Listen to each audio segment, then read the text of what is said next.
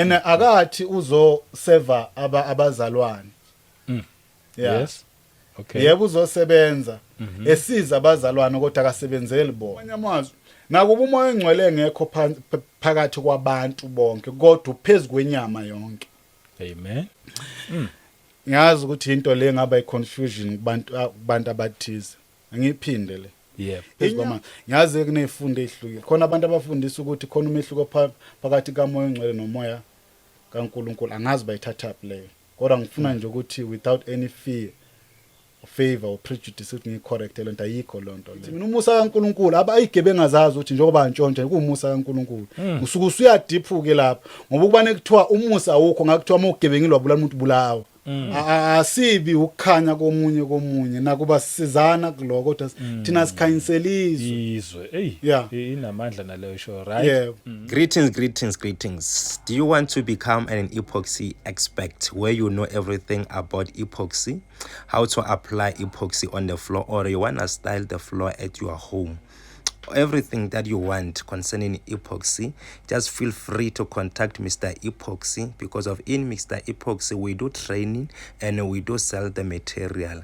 Our training is 3,850. It takes 2 days, theory and practical, and upon completion you get your certificate where you can apply everywhere you want. And we also have a stucco paint. Stucco paint is the epoxy that we apply on the wall. So even that one, we do have training. So for training is 1,500. It only takes 1 day. It is also a theory and practical. And even on that one, you also get the certificate. So, and everything that you want, whether you want material, you want training, or you want us to come and style your floor and do your floor, all kind of design, feel free to contact us on Mr. Epoxy. Our numbers are written here on the screen.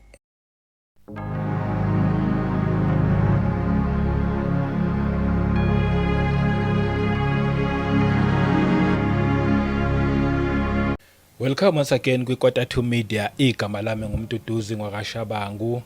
Asibingelele sibonge i-presence kamoya ongcwele ekhona phakathi kwethu ngokukholwa. Siyazi ukuthi uhlale nathi ngekhathi zonke. Masiqala nje senza umsebenzi wakhe futhi kakhulu bakhona, so nje siyabonga ne-guidance yakhe futhi esazozihola nje kukho konke. Ngiphinde ngibingelela abangcwele kwindawo zonke la kufinyelela khona imessage yeKota2 Media. Ngizothi mhlawumbe yaqala ukuhlanda nale channel ungashintshi-ke ungayindawo la ekhaya sikhuluma indaba ezimnandi. Ngiyathemba futhi ukuthi namhlanje sothi siqeda la uyobusizakala ngendlela eyisimangaliso. Ingakho ngithi ungashintshi. Sibonge kuma returning viewers, sibonge ngokuthi niya subscribe abazalwane ekukhulisa umsebenzi. Siyabonga ngama comments ahleze emahle, siyabonga ngokulike nokushare. Ikhona ke indlela enhle yokushare nendlela embi yokushare, kodwa ngipromothele enhle yokushare. Siyabonga nje ukuthi abazalwane bayashare ngoba indaba ezimnandi zideserve ukushare. So nje bazalwane siyanibonga. Ngithi ngalawo mazwi mangenibingelele. Sibonge nakuma channel members nonke, siyabonga. I-support le anisupport mina but nisupport lo msebenzi ukuthi uqhubeke phambili ngoba ekugcineni kwakho konke baba wethu sezulwini yena owaziyo futhi yena oyonibonga ukudlula lokhu mina engikwenza. Mina hayi okwami kuncane kakhulu. Namhlanje angikho ngedwa ke. Ukhona umfundisi abaningi futhi kudala bebelokhu bebuza ukuthi kanti babukhumalo uphi. Sesakhumbula imfundiso. Yempela ke usebuyile khona njengoba nibona nje ukhona namhlanje. Ngiyathemba ukuthi kunesifundise esihle ezenaso vele mayela usuke ephathisiwe, but asiqale nje ukuthi simamkele sikubingelele babukhumalo. Siyabonga kakhulu isikhathi sakho. Ngiyabonga kakhulu babushabangu. Yebo. Isikhathi sesiside ngempela. Yes. Babingelele ke nababukeli boKota2 Media emakhaya. Kakhulukazi nje abazalwane ngoba sithunywe kuba abazalwane ukuthi lokho inkosi isiphathise kona sikindlusele kubona. Siyabonga nje ukuphinda ukuthi umoya ongcwele sithwale sibe khona lapha. Yebo. Sizofakaza ngoJesu. Amen. Amen. na siyabonga kakhulu ya nje i-presence yakho nje ukuthi uqhamuka uvele akukhulu lokho angifuni uqamba amanga. Amen. Siyakubonga nje inkosi igcini lokhu ikusebenzisa njalo. Amen. Ithi ke Mhlambe nje ufuna ukusho yeah mhlambe nje kuseselapho ngoba sesiside isikhathi sagcina nababukeli abanye bagcina sisahamba nobabu Khanyile omdala eqhamuka naye la silethe indaba nomlayezo ngokuthunywa inkosi. Abanye kazange mhlambe basithole umbiko wokuthi ubaba Khanyile selashiya wayenkosini. So ngithi nje ngithathe lethuba ngidlulise lokho uthi hayi ubaba Khanyile uye wandlula emhlabeni. Angeke ngichaze kakhulu imininingwane ukuthi kwenzakalani kodwa nje isimo leso esenzeke I think bekwa around about July. Yeah. So, July, yes. Yeah. Amen. Cha impela kunjalo njengobusho. Hayi kwamenela umfundisi wethu. Kodwa siyabonga kakhulu ngoba washiya nama messages amaningi lapha. Amen. Befika nawo babukhumalo manje no reverse nje nibheke nje especially la khona babukhumalo kaningi besuke khona naye futhi ubaba Khanyile and futhi khona ke ne testimony yakhe lapho ashiya nayo esohlezi sikhumbula ngayo sivuseleleka ke futhi ngoba phela ke lufakazi buthi mapsele bona bube blokhu busishumayeza. Amen. Ya wayenentshumayelo ezinhle kakhulu. Siyasibongeke ke uma ngabe umntwana wenkosi ehambele enkosini. Asikhali thina. Ngiyabonga nje ukuthi uyidlulise naleyo party for labo abangazange ukuthi bakuthole. And then ke bese ngidedela kwena ke babukhumala I wonder ukuthi uphethe ziphi namhlanje. Kodwa ke wena waziyo ukuthi usiphathele yipi imessage emnandi ngizoyidedela kuwe nje. Amen. Ukuthi wena uzosilida ngakho konke. Siyabonga kakhulu babushabangu. Sibonge futhi nakubabukeli. Abazalwane akukho kunye sinako. Mfisa nje ukuthi ngikuphakamise lo ukuthi asibizela kona uNkulunkulu uthi sizokufakaza. Wasibiza ukuthi sizofakaza ngendodana yakhe. Yes. Azikho ezinye indaba ezimnandi kubantu emhlabeni ngaphandle kokuthi uJesu Kristu wafela izono. Amen. Waba inhlawulo ngenxa yezono zabaningi. Uyazi esikhathini samanje mazikhuluma leyo nto lo message ihambe kube ngathi message esibhorayo kakhulukazi mangabe ungenile ensindisweni wayijwayela. Kanti azikho ezinye indaba eziyoba mnandi kumuntu vela uNkulunkulu ngaphandle kokuthi sathi thina sikweleta babusha bangu. Yebo. Sicule sikweletini sesono. Sengazi ukuthi sophunyula kanjani. Siyazi ukuthi ngokombhalo umuntu ekweleta uba isigqila salwami kweletayo. So sasisigqila sesono thina ngenxa yemisebenzi yethu emibi. uNkulunkulu wayiphendula leyo nto. Wasilethela inkokhelo, wasilethela inhlawulo enguKristu Jesu. Ngakho simiselwe ukuthi sizokubonga lokho sikuphakamise. Njalo akukho kunye nginako yiloko ngisazofakaza ngendaba kaJesu ngoba nezo mhlawumbe masingathi ukuvula lapha encwadini yezenzo lifakaza kona lokho ukuthi ayikho insindiso ngomunye. Amen. Amen. Ayikho insindiso. I think izenzo 2 ithi ayikho insindiso ngomunye futhi alikho elinye igama elinikiwe ebantwini ukuba abantu basindiswe ngalo. So yiloko nje kakhulukazi bazalwane engifisa ukuthi ke zenzo 4 verse 12 engifisa ukuthi kondlule kakhulu kubazalwane. Ziningi izinto esezikhulunyiwe, ziningi futhi izinto esazokhulunywa, maningi amavangeli asazoba khona. Kodwa ngifisa ukuthi abazalwane kucaca ukuthi njengalokhu umbhalo umisile ukuthi ayikho insindiso ngomunye. Yes. Ngokuba likho futhi elinye igama phansi kwezulu elinikiwe ebantwini esimele ukusindiswa ngalo.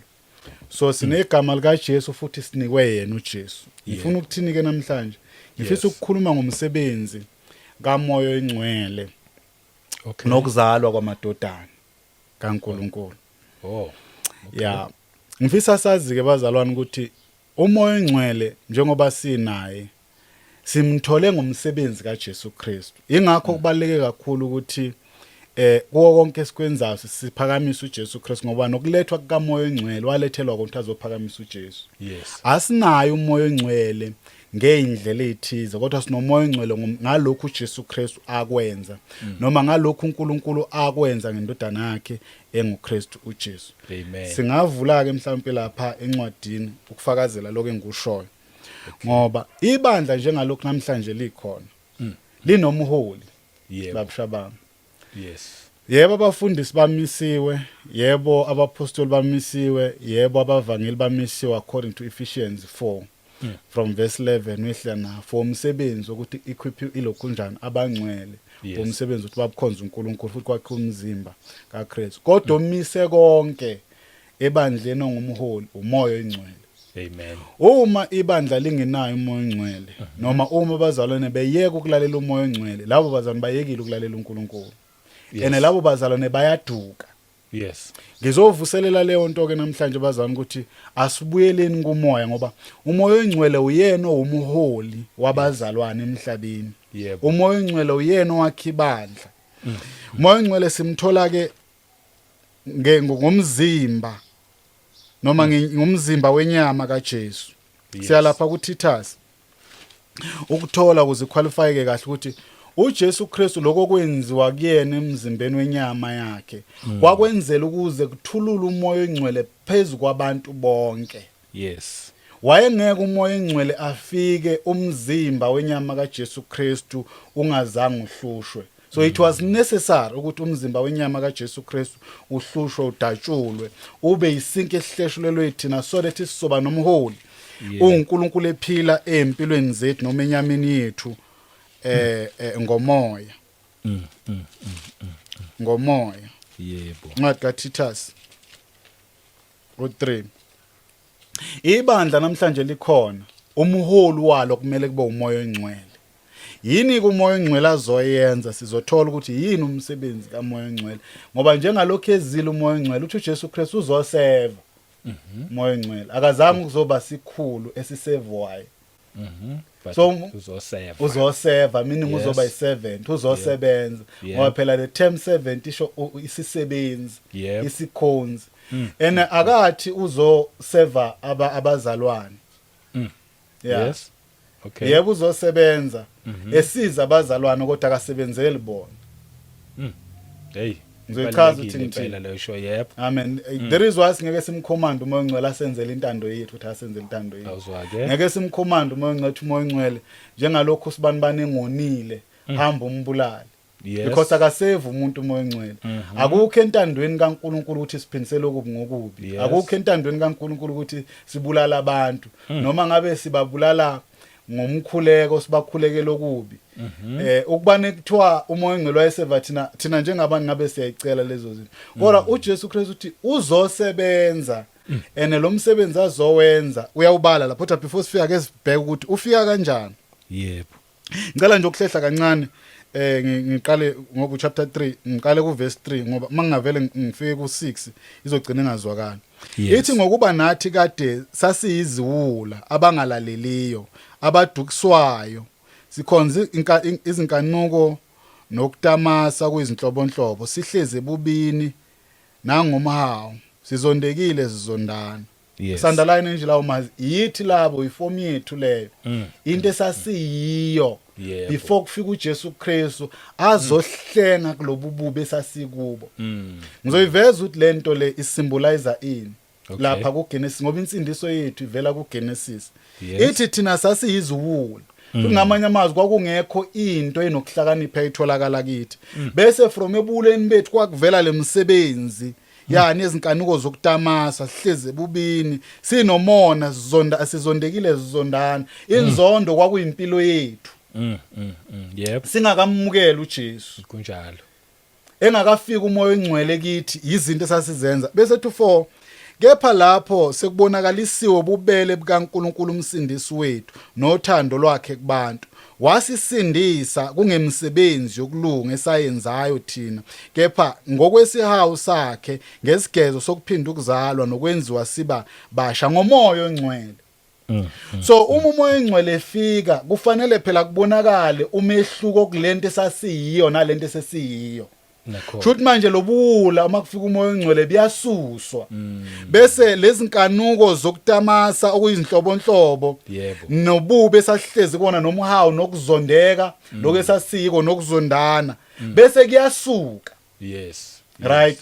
Lapho yilapho khona sekuvela manje ukuzalwa kwabantu ukuthi benziwa amadodana kabani kaNkuluNkulu ngoba mayiqhubeka lencwadi ithi kepha lapho sekubonakalisiwe ububele bikaNkuluNkulu umsindisi wethu nothando lwakhe kubantu into eyenze ukuthi wasindisa Yes. kulezi zinto esasiyizo futhi wasikhipha lapha phansi kwamandla obumnyama. Yebo. Right. Yes. Asisenazo lezi noma lezi zinto ziyasetshenzwa ukuze yisuke. Zisetshenzwa ubani? Lithi izwi kaNkuluNkulu zisetshenzwa ngokuthi thina siphinde ngesigezo sokuphinda ukuzalwa. Ngani? Ngomoya oyingcwele. Yebo. Na umsebenzi kamoya oyingcwele. Lezi zinto esasizenza siyizo. Yebo. Amen. Zisetshenzwa umoya kithi. Amen. Amen. Asizwe ukuthi umoya oyingcwele uthululwa kanjani noma simthola kanjani. Yes. Lithi izwi kaNkuluNkulu lapha ku6 amthelayo kakhulu phezukwethu ngaye uJesu Kristu umsindisi wethu. Umoya ongcwele phezulu kwabantu wathelwa kakhulu ngaye uJesu Kristu umsindisi wethu ukuze silungisiswe ngomusa wakhe sibe izindlalifa zokuphila okuphakade ngokwethemba.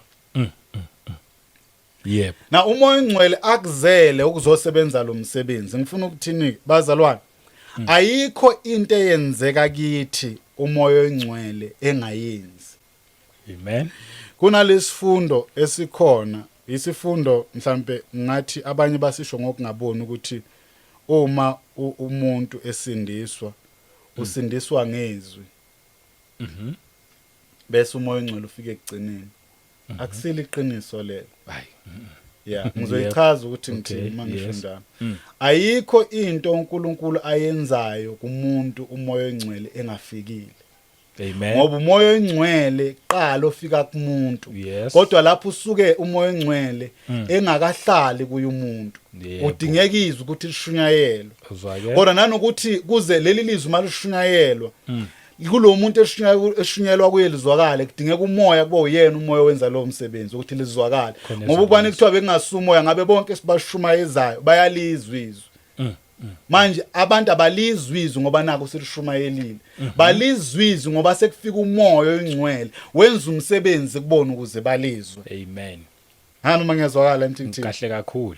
Njalo. But fanele sihlukaniseke ukufika kamoya manje esebhabhadisa umuntu la umoya esezohlala khona nala khona umoya esenza iconviction kumuntu ngoba igaba lezi ezimbili ezihlukene kodwa konke lokwenziwa umoya ongcwele engekho umoya wenzeki lo msebenzi. Amen. Akekho umuntu ophendulwa yizwi ngokwakhe noma ngokushumayela kangcono komfundisi ukuthi umvangeli umemeza kangcono ngoba nokumemeza komvangeli nokushumayela kwa umsebenzi kamoya ongcwele. Yebo. Zenzo 20 verse 28 lithi nguye futhi umoya ongcwele wenze njani owanikhetha kuba nibe ngababonisi. Nalapha ku Ephesians 11 lithi sinikwe umoya ongcwele lezi zipho sinikwe uJesu Kristu okungiyena umoya ongcwele.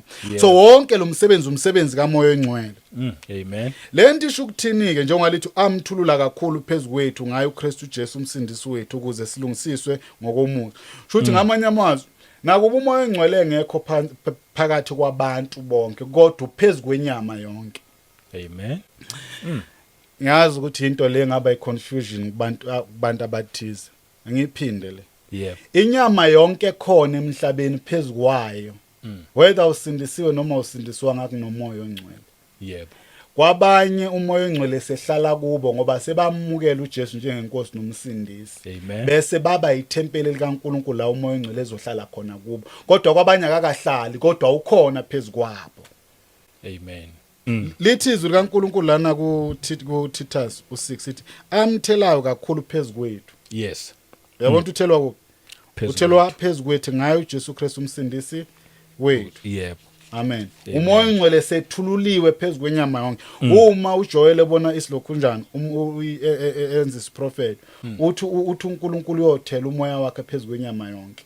Yes. Now ake siye lapha encwadini kaJohn. Yeah. Insindiso ngumsebenzi kaNkulunkulu esebenza ngomoya ongcwele. zenzo zabapostoli akusize zenzo zabi zenzo zikaJesu Kristu engumoya ongcwele noma kumoya ongcwele sebenza abapostoli. That is why uma bekhuluma abapostoli bakhuluma indaba yokuthi umoya ongcwele wathi Yebo. ngoba uJesu Kristu owenza lo msebenzi. Sikhumbule ukuthi insindisi ngumsebenzi wesandla sikaNkulunkulu. Awuhlangani nabantu. Uthi uJesu Kristu kuJohn 15 uthi ngaphandle kwami ngingenze lutho. Yes. Uma bethuma uthi lapha kuMatthew 28 uthi behold I'm with you until the end of the World. yeah. Shuthi uyo khona kubo nowenza umsebenzi. Yes. Insindisa ayenzeki uNkulunkulu engekho ngoba osindisayo uNkulunkulu. Yep. Akusiba abantu. Nawa sizwe incwadi kalokhunjane kaJohn 16 isitshela ngomsebenzi kaMoya oNgcwele. Uthi uMoya oNgcwele uyokwenzani. There is a misconception ukuthi uMoya oNgcwele uqala ukusebenza mangabe esebenza kubazalwane noma uqala ukusebenza uma umuntu esephendukile waba umzalwane. Amen. Akusile iqiniso lelo. Umoya oNgcwele ukhona ezweni lonke. Yebo. Amen. Amen. Ukuze wenzele ukuthi izwi malishuma ishunyayelwa amandla kaNkuluNkulu kube yiwa wenza umsebenzi. Amen. Ngoba siyakhumbula kuJohn 3 mhlawumbe soyibheka na ukuthi uNkulunkulu isipho esinguJesu Kristu wasinikana. Uthi lithi izwi kaNkuluNkulu walithandizwe Kangaka.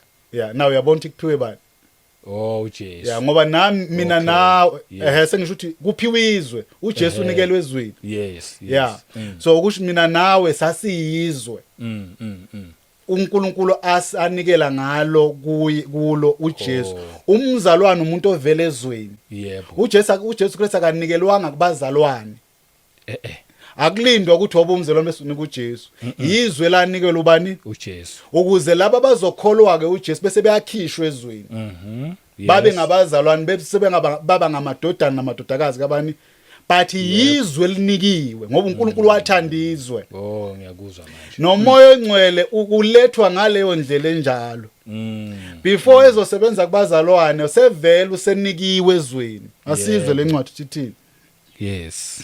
ithi umsebenzi kamoya oNgcwele uthi uJesu Kristu lapha ku5 manje ngiyamuka ngiya kongithumileyo akekho kunina ongibuzayo ukuthi uya ngaphi na Yes.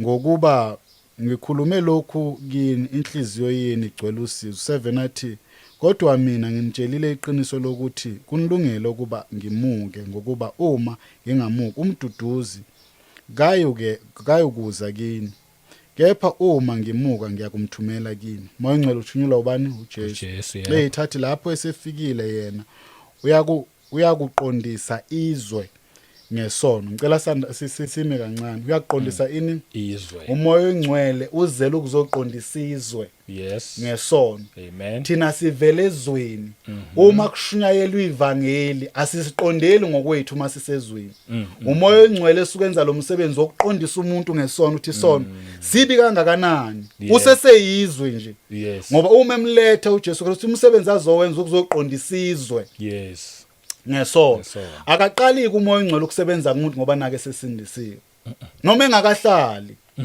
umsebenzi wakhe uqala kumuntu esesezweni lezweni yebo lithi lishunyayela izwi lifica umoya esewenzile umsebenzi yebo ingakho encwadini kalokhunjani okay mhlawumbe siqede lencwadi izozwakala noma sizofanele siphinde sibuye lithi uthi lapha na ke bengifunda ubani 8 uthi lapho esefikile yena uyaqondisa izwe ngesono ngokulunga nangokwahlulela ngicela sime la sobuye zintathu izinto afika zenze ezweni umoya oNgcwele uqondisa izwe ngesono ngokulunga nangokwahlulela umsebenzi lo kamoya oNgcwele amen amen amen so akusile iqiniso ukuthi umoya oNgcwele uqala ukusebenza kumuntu uma umuntu esesindisiwe incwadi ka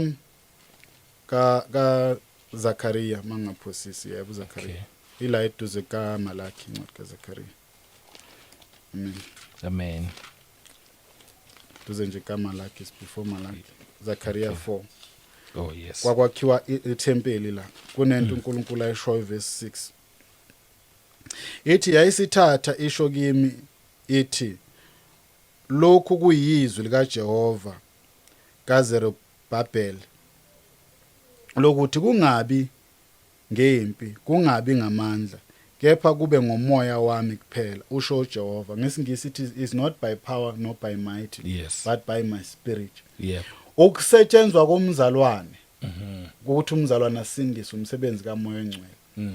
Akusumsebenzi wamandla. Lana ikhuluma ngendaba wakhiwa kwethempeli, uNkulunkulu emphasize ukuthi wakhiwa kwethempeli akungabi ngamandla abantu. Yep. Amen. Kodwa makube umsebenzi kaMoya wakho Ongcwele. Nawe izwi kaNkulunkulu lithi thina siyithempeli kaNkulunkulu ophilayo, Moya Ongcwele uhlala kithi. Akusiya amandla ethu asebenza ukuthi sifike lapho, kodwa umsebenzi kabani? kaMoya Ongcwele. Amen. From the start up until the end uMoya Ongcwele uyosebenza umuntu. Injalo. Amen. Amen. Azafika azoyihlalela kuye kodwa kusuka umsebenzi uqalwe ngoba uNkulunkulu akayiqedi into angayiqalanga. Yep. Yeah. Futhi uNkulunkulu akajoyini phakathi nendawo. Yeah. Angeke kufike kusebenza abantu bese kuthiwe kugcina nizofika uNkulunkulu. Ngoba uMoya Ongcwele uNkulunkulu. Yes. So kuqala yena, gcina yena ngoba uyisiqalo nesiphetho. Asiye lapha encwadini kaGenesis. Insindiso yethu ivela kahle noma uNkulunkulu enza izinto encwadini kaGenesis uyazivezela insindiso. Yeah, insindiso ayiveli sesisindiswa. Yebo. Lapha yana kuma New Testament. Even kuGenesis pattern okwenza izinto uNkulunkulu yenza ngepattern yensindiso. That is why even ipattern yomshado wesifazane yendoda nowesifazane ipattern yensindiso. Lize lithi izwi kaNkulunkulu thina singumlobokazi kaKristu. Yes. Amen. Mofuna incwadi kaEphesians. Lithi thina sifana nonkosikazi kaKristu. uKristu uyinhloko liphinde lisho njalo. Lithi thina sumzimba lithi ke indoda iyinhloko yesifazane. Wesifazane umzimba endodeni. Isalethi ipattern ngokwenziwa kaAdam. Kuyipattern yensindiso. Even ukwenziwa komdala komhlaba kuyipattern yensindiso. Asifunda verse 1 no 2 ke kuzo izwi. Yebo. Teqaleni uNkulunkulu wadala izwe nomhlaba. Bese ethu-ke umhlaba wawuyihlane ungenalutho kwakubumnyama phezukodwa. Kepha umoya kaNkulunkulu wehla wenyuka phezulu kwamanzi. Ngitheke umoya ongcwele phezulu kwabantu bonke phezulu kwenyama yonke. Lithi umhlaba ngesikhathi usesemnyama useseyitwa. Umoya kodwa kaNkulunkulu wasukhona phezulu kwawo amanzi wehla wenyuka. Shuthi ukhona emhlabeni. Wehla wenyuka phezulu kwawo amanzi. Akakhulunywa ukuthi sekwenza umsebenzi la. Kodwa umoya usufikile. Yebo. Kubo lobo bumnyama umoya njani? Usukhona. Maye lobo umnyama bekukhulunywa ngabe buphi la. Ake sithathe ke manje sifake ekuthina njengabantu besindiswa. Lithi izwi kaNkulunkulu encwadini kaThithu thina sasiyiwula. Ebona indaba. Sesihamba ngokwenkanuko yenyama yethu okuyizinhlobonhlobo. Sizondekile sizondana. Lo umsebenzi obumnyama ngathimba usimbolize ubumnyama kumuntu. Amen. Kodwa noma kwakumnyama kunjalo umoya ongcwele wenzenjani? Wehla uyenyuka phezulu komuntu njengoba utheliwe phezulu kwenyama yonke. Amen. Ulindeleni, ulindele izwi. Moya ongcwele. Asizwe 3. uNkulunkulu wathi izwi, mase lithi uNkulunkulu wathi kuyakhulunywa manje kuyashunyayelwa. Izwi ngoba izwi alisebenzi umoya engekho. Amen. Kufanele kufike umoya ongcwele eqala ingakethu uJesu Kristu ngiyanibona nilisiza. Kodwa nazi kubale kanjalo ukuthi ngihambe ngoba ngihamba umoya ongcwele ngeke ehle kusho ngamanye amazwi uma engekho umoya ongcwele insindiso ngeke isetshenzwe. Ingakho kuMatthew 28 ethi senginikiwe amandla ezulwini nasemhlabeni. Imaphi lamandla anikwe wona? Umoya ongcwele. Uthi hlalana eJerusalem nize ngigcwaliswe ngani? Ngamandla. Yeah, angikwazi ukusebenza umoya engekho. Ngoba uma umoya engekho angeke wenzeke umsebenzi wokusindiswa kwabantu. Lithi nabo ubumnyama bukhona. Amen. Kodwa umoya ongcwele senjani? Ukuze umayememeza uNkulunkulu bese kuyenzeka lo msebenzi. Naku ke siyezwa. Lithi uNkulunkulu wathi. Emva ukuthi umoya njani? Sukhona yazulazulu. Makube khona ini ukukhanya. Waba khona ukukhanya. Yes. Ebona indaba. So kufika umoya kuqala ngiqualify into 13. Abantu abasindiswa ngokushumayela kwethu. Yep. Basindiswa ngomsebenzi kaMoya Ongcwele. Kufanele kube khona umoya ongcwele kuqala. Ngabe bonke abantu esibashumayezayo sibasimemeza bayasindiswa. Hey impela. Kukhona abantu abasindiswa ukuthi mhlawumbe kade ngizwa lento but why bengingayizwa sonke lesikhathi. Kwathi isikhathi esingakanani amazwi amaningi kangakanani eshunyayelwa kithi ukuze sisindiswe. Hey. Ngoba hlukene vele. Yeah. Komunye kwashesha omunye kwathatha isikhathi yeah. Nakuba kwashesha kuloko kwashesha kodwa engaqala ukuzwa indaba kaJesu. Yeah, kavelanga like same time. Wayengayizwanga ukuqala. Yilebo bomnyama. Ingoba uNkulunkulu uJesu Kristu uthi akekho ngeza kumina engalethwanga ubani? Kubaba. Engalethwanga ubaba. Manje ubani ubaba kaJesu? Umoya ongcwele. Yes. Lithi izwi kaNkulunkulu uMaria umoya ongcwele ehlela kuye.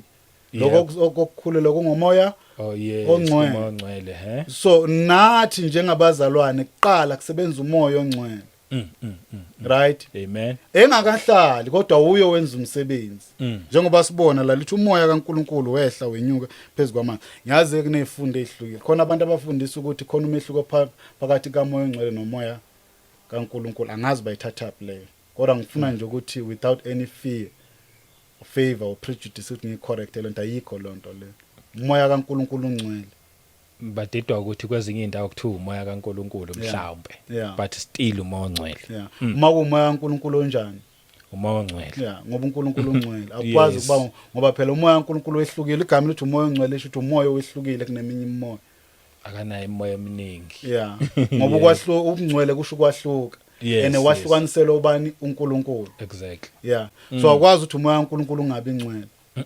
Akwenzeki. yeah kodwa khona abazana abashumayela lo vangeli lokuthi khona umehluko phakathi kamoya kaNkulunkulu nomoya onjani angazi ke bayithatha mhlambe bawo bathola iplatform nabafundisi bayithatha Hayi, wenza kahle uyilungise injengoba uyibeka enye akusiyo.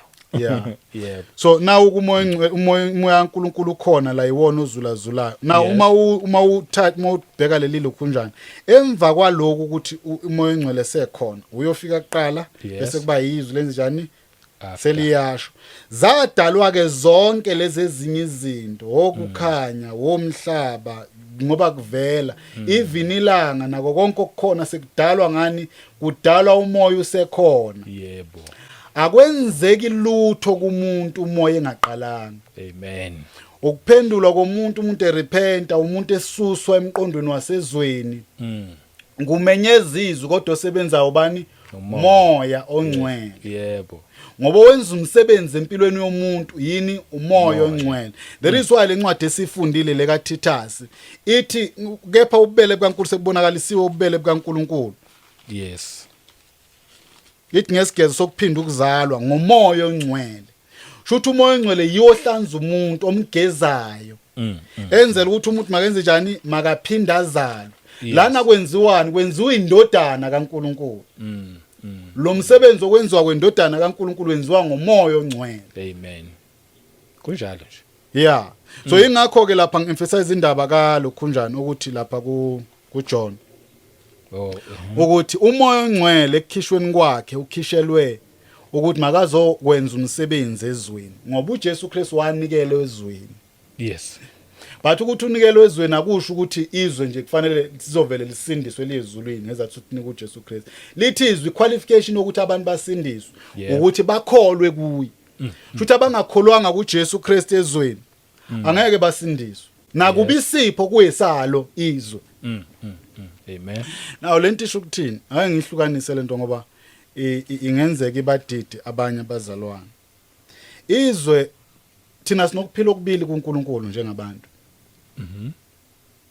yeah uphila ezweni lokuphila kuthiwa kuNkulunkulu kukuphila kukufa ungakasindiswa kuthiwa lokho kuphila kukufa Yes. right Amen. kodwa yiko ukuphila usukuphila sikubona thina uphefumula Impela. kodwa phambi kaNkulunkulu usukunjani ufile ngoba awuphili ngokwentando kaNkulunkulu Yes. awusindisiwe Impela. awuzalwanga kabusha lokho kuphila esisuke esisuke sikuphila ngaleso sikhathi emva kokuza kukaJesu lokho kuphila ukuphila esisuke sikuphila ngenxa yomusa kaNkulunkulu asenzela wona ngoJesu ngifuna ukuthi leyo ngi-emphasize uze ngizwathi ngithini Okay, yes. akekho umuntu ophila noma ngawusezweni ophila ngoba nakwazalo lokho kuphila esisuke sinakezweni kuvela ngokuthi uNkulunkulu walithanda izwe wanikela ngoJesu Yebo. ukuphila izwe linako kuvela kuJesu Yebo kunjalo. so that is why umuntu ophila engamukelile uJesu uyamkweleda uNkulunkulu ngoba lokho kuphila asuke kuphila kuphila umuntu aba nako emva kwalento uNkulunkulu yenza ngoJesu Hey, yebo. ngesikhathi uJesu Kristu efika emhlabeni uNkulunkulu izwe ayeselihlulelile ethole wonke umuntu enesono kufanele ukuthi izwe enze njani alivale Impela. uJesu wathi cha izwe ungalivali mina ngizolithenga izwe ngokuphila kwami uze izwe libe nokuphila ngenxa yami Amen. bese ngilenzela even more bonke abayokholwa kimi mina njengoJesu Yes. njengendodana labo kabese ukufa noma befa kodwa baba nokuphila onguna phakathi bayokwenziwa amadodana namadodakazi kaNkulunkulu Amen. right Amen. kubili lokuphila yiloko okuthizwe kwakumele lenze njani life okay asiye nje kanje babukhanya lilahlwe. lilahlwe noma Yes. liqedwe ngenxa yesono libhujiswe uNkulunkulu wakufanele lihlulela aselapha encwadini yelukhulu yamaroma ukuze abazali bangathi ngiyayikhanda lento maRoma 3 uNkulunkulu izwe kwakufanele nje njani aqede ngalo yebo amaroma 3 okay right uverse 23 ithi ngokuba bonke bonile basilelwe inkazimulo kaNkulunkulu bonke benze njani bonile basilelwe inkazimulo kaNkulunkulu shothi uNkulunkulu wathi mebabheka bonke abantu ezweni wabona bonile yebo right kodwa kunokuthi abahlulele ngokuthi abalahle nokuthi aqede ngabo wathi ngizobasindisa Yes. ngokubanika ukulunga kwami yebo lokho kulunga kwami kuzoza ngani ngendodana yami Yes. so ukuthi manje abantu bayaphila abaphila abantu ngoba nakubazaliwe abantu baphila sengisho nje ezweni Yes. abantu baphila ngoba naku uNkulunkulu wabenzela umusa ukuthi mabaphile ngoKristu Jesu bese ethi kuloyo musa kulowo mnikele engawenza ezweni laba bayokholwa manje uJesu ukuthi bamnikele njengenkosi nomsindisi Yeah. labo bazosindiswa noma befa amen ideep impela ngiyayizwa kodwa yeah kahle kahle kumele ngabe ukuphila sekwaphela sengabe sekwaphela kusekho yeah kodwa manje ngenxa lomusa silokhu siyazalwa silokhu siyaphila even umuntu engakasindiswa usho njalo engakasindiswa ngenxa lomusa waba khona emhlabeni uyaphila yaphela until kodwa istage sokuthi amukela uJesu kufike leso stage amen okay ibuye laphi babushabangu Eh. owesifazana ubanjwe phingile yes yeah ngokomthetho wayenecala lowakufanele abulawe wabulawa na akazange waphila ngomusa eyizwe indaba yebo ngokomthetho wakumele njani abulawa ukuphila kwakhe wasekuthiwa ngoba wonile ngokuhlulela kwani kokomthetho wena Okay. wenze njani kodwa eyisona enjalo umusa wathi cha yeah alright uzophila nathi kuvela kanjalo okay yes akusikuthi usukwenza ukulunga right yes ukuze so umusa kaNkuluNkulu awuqali mhla kuthi usindisiwe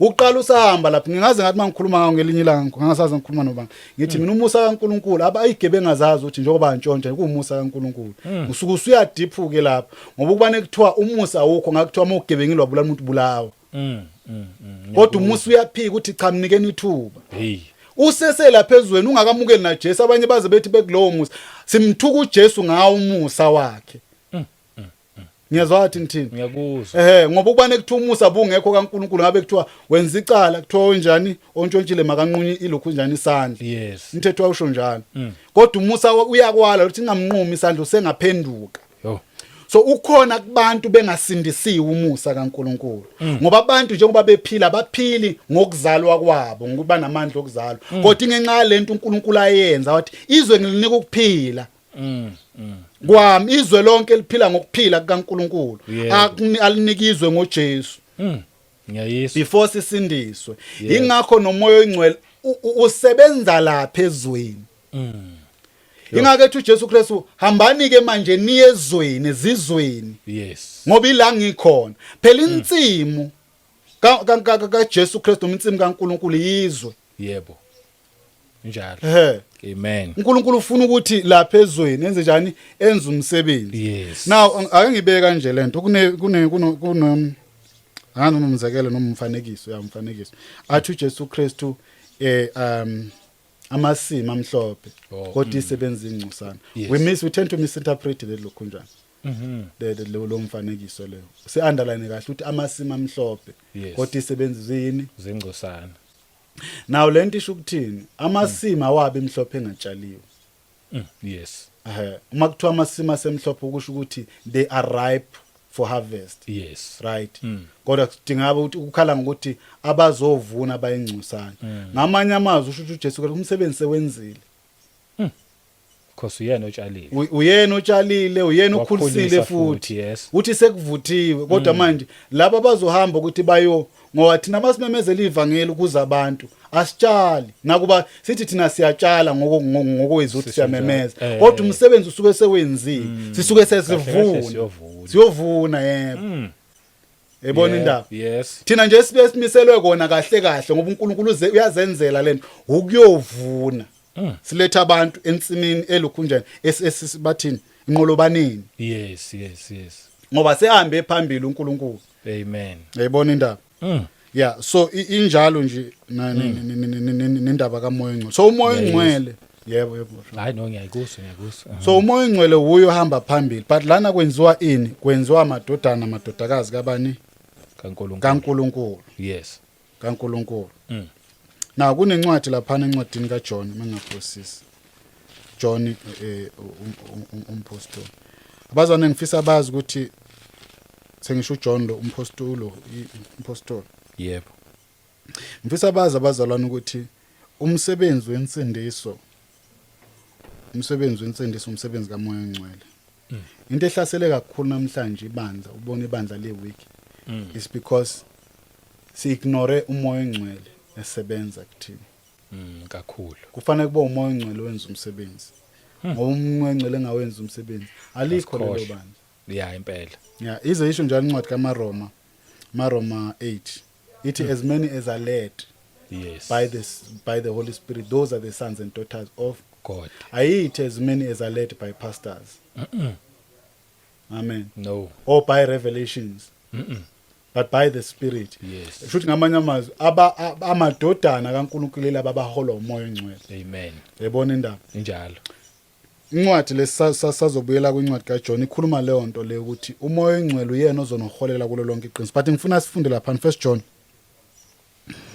Sizoqala 1 John umpostoli from verse 5. Ithi ukuhamba ekukhanyeni. Now siyakhumbula ukukhanya kumenyezelwe ngakuphi? Eqaleni kumenyezelwa kona. Lithi thina siyahamba kukukhanya. Amen. Kona sekukhona. Khanya.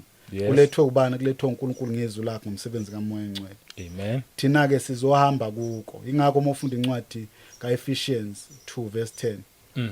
Likhuluma ukuthi umsebenzi wakhe uNkulunkulu thina awulungisela ngaphambili ukuba sihambe kuwo. Yes. So umsebenzi wakhe uNkulunkulu kuye uKristu Jesu, kuye uKristu Jesu. Yebo. uNkulunkulu awulungisela ngaphambili ukuthi thina sohamba kuwo lo msebenzi. So thina ukukhanya sekumenyezeliwe kukhona. Sekukhona, yes. Yeah, sizoyifunda futhi nesho njalo lapha kuJohn 3. Yeah.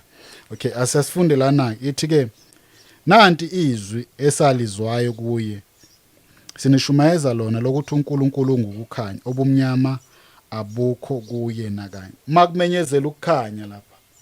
uNkulunkulu loyo. Yeah. Ngoba yenzeki into uNkulunkulu engekho. uNkulunkulu uyikukhanya. Yes. Right. So kwakungeke kwenzeke lutho ukukhanya kungekho. Yebo. Amen. Amen. Kodwa kufanele kube nomoya kuqala. Uyabona bayasebenzisana. Ulizwi nomoya akuhlukani. Impela. Amen. Amen. Ngoba angeke asebenze ulizwi umoya engekho. So esikhathini esiningi abazalwana namhlanje bafuna ukuchaza izwi ngaphandle kamoya. Angeke uyizwe ilokhu njani izwi kaNkulunkulu umoya engcwele engekho. Ngeke. Yeah. Ngoba uyu umoya engcwele olazi kangcono izwi lakhe. Yebo. Kufanele kube uyena njani olichazayo. U6 bese ethi ke uma sithi sinenhlanganyelo naye sibe sihambe bumnyameni sinamanga senzi iqiniso. Amen. Amen. Na ubumnyami buphi lobo sibalelwe kona seyiwula. Yes. So once umuntu waba nenhlanganyelo noNkulunkulu uyaphuma kulobabula. Yes. Nezinkanuko ezinhlobonhlobo zokutamasa ekuzondekeni nasekuzondaneni. Yes. Uyayibona lonto le kusebenza abantu umoya engcwele ngoba usuke senjani esothola isigezo sokuphinda ukuzalwa kabusha ngomoya engcwele. Yebo. Lapho kwenziwa ini ubudodana bukaNkulunkulu. Lokho konke umsebenzi kaMoya engcwele. Bese 2:7 kepha uma sihamba ekukhanyeni njengalokhu yena uqobe esekukhanyeni. Uyabona ukuthi ukukhanya kodwa futhi unjani ukuko ini ukukho futhi ukukhanya. Ithi khona sinenhlanganyelo omunye nomunye. Negazi likaJesu indodana yakhe liyasihlambulula ezonweni zonke. Asizwe 80 uthi uma sithi asina sono siyazikhohlisa neqiniso alikho kithi. Satholakala sinalo ini isono. Abazana bayimisinterpreter ke lencwadi le bese bethi asingashumayeza abazalwa ukuthi akekho umuntu ongenasono. Le ncwadi ikhuluma ngeposition lapho khona abantu bethi uma kuukuthi uJesu Kristu ulethelwe emhlabeni ukuthi abantu basindiswe ngenxa yezono athi umuntu then mina nginasono therefore ngimdinga uJesu. There was that movement Oh yeah, okay, kudala. yep. Abantu bethi oh manje uthi uJesu Kristu ngiyamdinga ngenxa yezono mina nginaso isono ngunengani nanamhla bakhona abantu abanjalo bathi uJesu ngifele ngoba ngenzeni Because yena uzazi vele ephila into eqondile self righteousness akazi ukuthi umuntu uma ezala uzalelwa kusisono yebo I mean akusi ukuthi isono into okufanele uzuyenze yes you are born into it by the mere fact ukuthi uzaliwe umuntu uzalelwa nje sonweni yebo amen so lencwadi ithi ke uma sithi asinasono siyazikhohlisa neqinisa likho ukuthini akekho umuntu ongamathi akanasono ukhumbula incwadi yamaroma 10 ithi sonke ithi bonke bonile basilelwe yini akekho umuntu watholakala elungile therefore kwabonakala isidingo ukuthi uJesu makabe khona yes asizwe ku9 uthini uthi uma sizivuma izono zethu uthembekile ukulungisa ukuba sithethelele izono zethu azihlambulule oh no sengiyiqele lencwadi bengifunda 7 ngicela sifunde 7 engifunayo uthi kepha uma sihambe ekukhanyeni njengalokhu yena uqobe sekukhanyeni khona sinenhlanganyelo omunye nomunye negazi lendodana yakhe iliyasihlambulula ezonweni zonke yes okay ezonweni zonke kunencwadi lapha kushabanga ekhuluma ukuthi uhlambulula izono zethu kungesize zothi zodwa wahlanza izono zethu nezezwe so ngizama ukukuthini ke lapho ukuthi uma uJesu Kristu elethwa ulethelwe ilokhunjani izono zabo bonke abantu nabasezweni yes akusiza izono zethu kuphela but nezezwe yayibona lokho lo ndaba le yebo so ivezani ke lento le engiyishoyo kaMoya oNgcwele ukuthi umoya oNgcwele uya kulizwe ayokwenza umsebenzi ngokuba umnikelo kaJesu Kristu umnikelo wenzelwe izwe lonke yes yeah so now singaphindela lapha ke emumva encwadini kaJohn encwadini kaJohn kunabazalwane uyazi John ngisho lathi amavangeli asemaningi so ekuyinto ekufanele silungisa abazalwane ukuze baqonde kahle umuntu ukuthi abe indodana kaNkuluNkulu ukuthi umuntu kuzothiwa indodana kaNkuluNkulu lowo muntu wenziwa ngoJesu ngoJesu kuphela yebo akudingi ukuthi umuntu ame kulokhunjani kwiposition ethize noma ahlanganyele ebandleni elithize kuze kuthiwa lo muntu ke manje seyibandla umsebenzi la nomsebenzi kaNkuluNkulu esebenza ngoJesu kuphela njalo yeah sebenza nje ngoJesu enza umsebenzi and okuzobonakala ngako ukuthi umuntu uyindodana kaNkuluNkulu umoya oNgcwele enza umsebenzi kumuntu yes asiqedele lencwadi kaJohn 16 kuze kuzwakale kahle ukuthi umoya oNgcwele uzokwenzani kubantu amen now lapha sigcina sifundo verse 9 uthi mhlawumbe siqele ku8 uthi lapho esefikile yena uyaqondisa izwe ngesono nangokulunga nangokwahlulela uthi ngesono ngokuba bengakholwa yini ngokulunga ngokuba ngiya kuBaba ningabe sangibona 11 bese ethi ngokwahlulela ngokuba umbusi waleli lizwe enjani wahlulelwe yes amen ukufika kukaJesu Kristu emhlabeni nokwenza umsebenzi lo wayehlulela umbuso waleli lizwe futhi wayephuca umbuso waleli lizwe amandla ingake senginikwa amandla ezulwini nasemhlabeni now underline the term ezulwini nasemhlabeni yeah uJesu Kristu uyabusa nala emhlabeni ngoba umbuso wakuleli lizwe sehlulelwe uphuciwe amandla amen haleluya so now u12 bese ethi ngisenokuningi okunitshela kona ningeke kuthwale imali kepha nxa esefikile yena umoya weqiniso uza kuniholela kulo lonke iqiniso amen ngokuba akayokukhuluma ngokwakhe kodwa lokho akuzwayo uyakukhuluma anibikele okuzayo umoya oNgcwele akazilanga ngithema ngikhuluma la ngathi umoya oNgcwele uzoseva yes umoya oNgcwele uzokhuluma lokho akutshelwayo this is the language of the Bible yebo amen ngifuna bakanda line lokho umoya oNgcwele uNkulunkulu yebo kodwa njengoba lithi uzoseva ukuthi uzokwenza lokho naye azonjani athi akuthiwa akazokwenza ngoba ngeke ngasho ngathi uzoba i7 uyena owenza umsebenzi. So uthi lapha mayikhuluma uthi akayokukhuluma ngokwakhe kodwa akuzwayo uyakukhuluma nibikele okuzayo. Sibikelwa uye umoya engcwele, sitshelwa uye umoya engcwele, thina kasazi lutho kodwa konke umoya engcwele uyalalela kuthi sekuthiwani bese ezositshela lokho akuzwayo. Yes. Nayi indaba la ngifuna ukuthi ivele khona kakhulu ithi uyakungikhazimulisa ngokuba uyakuthatha kokwami animbikele kona konke ubaba nakho kungokwami ngalokho ke ngithi uyakuthatha kokwami anibikele kona. Umoya engcwele akazelanga izinto eziningi kodwa uzele ukuzokhazimulisa uJesu. Amen. Now uJesu ubani? uJesu uyini? There are two questions masobuza ngoJesu efanele siwabuze futhi siwaphendule ngempendulo efana kodwa ehlukile. Okay. Who is Jesus Christ? What is Jesus Christ? Amen. When we say who is Jesus Christ, Position yakhe. yeah, ungubani?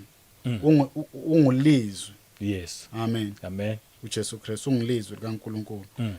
Futhi uJesu Kristu uyilo ini iqiniso. Iqiniso liyilizwi likaNkulunkulu. Amen. Amen. Yes. So uma ethi uyakungikhazimulisa mina.